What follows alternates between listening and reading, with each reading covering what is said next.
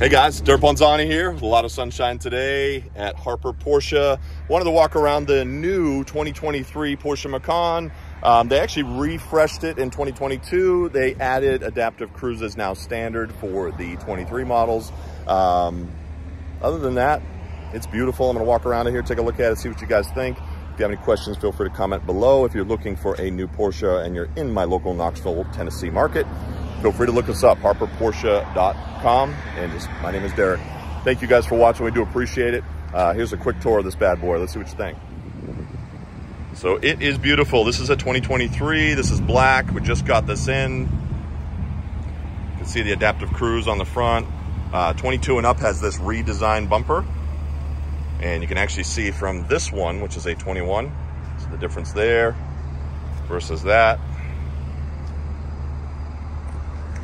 They have added some wheels in 2022. I love these ones. These are the 20-inch, and these have all-season tires on them. They're a gray, which is beautiful. Of course, the new blade is here. There was the original blade. The new one has a nice texture on it.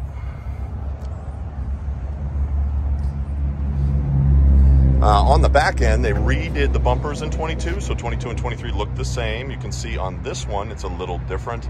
This one also has the sport exhausts, which you can still get.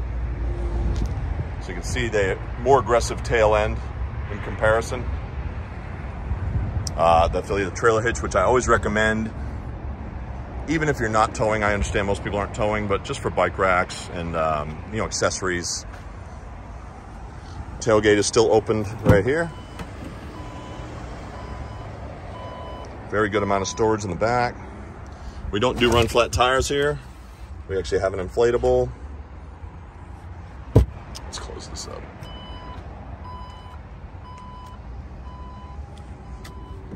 And a lot of people ask about the space in a Macan. Actually, it's really good. The headroom is unbelievable in this thing. For being a smaller SUV, it really has good headroom. Obviously, Big Brother Cayenne has a lot more space in the back because it is bigger. But the Macan, for its size, Porsche did a really good job engineering this interior. And you do have, in this model, of course, the heated seats in the back with the climate control, which gives you 3 levels of cool and 3 levels of heat additional for the rear, for the kiddos, or for adults in the back. This is the 14-way seat. It's the most popular. There is an 18-way seat that has 2 more buttons here. That squeezes here and squeezes here if you like a sportier feel. You'll notice on the new 22s and 23s, because of the chip shortage, they have been doing mechanical tilt and telescope wheel, which doesn't necessarily bother me. I'm just glad we're getting some cars in. You will also notice the shortage of Bose amplifier chips in the new 23s. They've just been hard to get. So this one does have Bose. They have moved the blind spot button, 22s and up. So it's actually built in the computer. This one has wood in it. Our keyless is right here. Keys in my hand. We don't do push buttons, we do key on the left. Per Porsche's heritage and history, of course. We do have a skip button now, and they have changed the center console for a digital. 2022 to 2023, you have this new digital console. And you also notice I got lane assist, so a lot of the driver aids like emergency braking and things like that are going to be standard. Adaptive cruise is now standard, which is right here. And this shifter is new, so now it's a little shorter. It's got a nice grip, straight back. And to get to manual, it no longer goes to the left like the old one did. So you have to push the M button here, and then you'll notice it goes to manual mode, and then you can downshift or upshift on the paddles. Put this back in park. So this is your main screen. You would log in here, and then of course I do love the touch. It is pinch and zoom, very simple. And for that first year, you do get the satellite view. You do get this auto zoom 3D map. All this stuff is here, but you do get the traffic and your apps and things like that on the first year, which is nice. And then of course you can keep it in your My Porsche account if you choose to. Of course, wireless CarPlay is something we've had since 2020 on the Macans. That's been great. So the whole now the screen basically pulls up. You get your CarPlay right on there, and it's wireless. So it's been great. We like that. They also minimize the buttons here, so you have your volume, your skip, and all your controls are very simple. You can go through this whole nav system in about 3 minutes here. It's pretty fast. Improvements on the voice command are great too. So you can click the voice command button, which is now on the steering wheel. Please confirm the message. Just hit the little accept here. Take me to Starbucks. So you'll notice the response time is pretty quick. Searching for Starbucks. And it pulls up the nearest, right? So it's kind of neat. If you touch and hold the key here, you'll get your Siri. So you get your Apple CarPlay, which is nice. So you can voice command your contacts, you know, call home or whatnot. So they did change the gauges, and they went to a newer steering wheel in 2022. So this looks like the Taycan steering wheel. I do like it. Nice rollers here. And then of course you can roll this down and change what you see up on the little mini screen here. So you got your map there, which is great for nav, your fuel gauge, your trip information, your tire pressures at a glance, where the all-wheel drive is putting the power, the adaptive cruise mode, the vehicle information, like, you know, how you can set those gauges up how you want. You can even put the boost gauge there for the turbo, which is kind of cool. And then of course your tach's going to be in the middle of a Porsche. Love this. It's a good setup right here. So anyway, on the media, you got your satellite radio. Here's your drop down. There's your Sirius right there.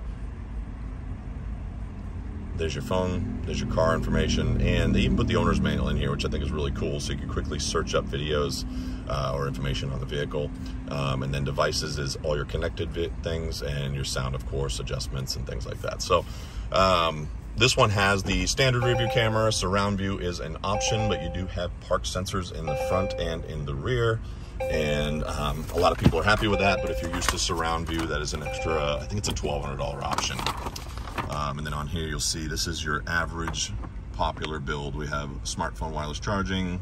We've got the walnut trim. It's got the 20-inch upgraded wheels in dark satin. We've got Premium Package Plus is the $4,900 package that gives you the Bose audio system, which you'll notice if it's not in there, because there are some coming in without it, that package is removed. So there was actually two packages, one without the Bose because of the chip shortage. So that'll be a slightly less price there, of course. Lane change assist is your blind spot in the mirrors. That's gonna be you know, the light in the mirror. 14-way seats, of course. Heated seats in the rear. We've already got heated and cooled in the front, which is nice as well. So, but yeah, trailer hitch is on there. This is a really good build at $69,580. That would be your most common build. I'm well aware with Porsche, you can add a whole bunch of options. You can do, instead of just leather on the seats, you can actually do full leather on the dash. You can wrap the doors. You can put carbon fiber in here. You change the wheels. Really, the possibilities are endless with Porsche. That's what I love about them. So, but anyway, very nice place to be. I'm gonna flip the camera around, show you my headroom. So here we are, guys, me sitting inside here. I've got a ton of headroom, and I actually don't even have the seat all the way down. So at 6 foot tall, I'm a pretty good test pilot. Now the rear occupants are gonna be a little bit tighter, obviously, when I'm sitting in here and I got the seat all the way back. But I wouldn't even say I'd have to go all the way back. I'd probably be somewhere maybe just a few inches forward from the max. So I do like the panoramic roof, and of course you have this large shade, which you'll see coming up here. Block that sunlight out. Good day to test that out. So it is nice, just takes that extra heat off, but you still have the big panoramic roof to open up. The front section opens, of course, not the rear. So you do have a working sunroof, and it's just a great vehicle. So Porsche is known for their reliability, of course, and their reputation for build quality and our track experience, racing experience. And you can just see it when you drive this vehicle. If you haven't had a chance to drive a Macan, you should go try one out at your local dealer. If you're local to Knoxville, give me a call. I'll set up a test drive, make sure I got one available for you, because even the standard Macan is a lot of fun. Turbo 4, got plenty of power, 260 horsepower. It is turbocharged, so it's got a lot of torque down low, and we use a double clutch PDK transmission, which is very similar to what you find in like a 911 product. So this one is kind of unique when you drive it. It's very smooth, it handles very well, and then of course we have other options like Macan S and GTS and Macan T now for the newer ones too. So feel free to check out PorscheUSA.com. You'll see a lot of those options, and I will try to get videos out as they come in. My videos have been a little bit short because I just haven't had a whole lot of inventory to mess with and go over. So I'm trying to get them out a little bit more frequently as we get more product in. So thank you guys for watching. Check out my other videos on my link here below. And if you do like this video and you like to see tutorials and walkarounds, feel free to subscribe. We do appreciate that. And my name is Derek here. Have a great day.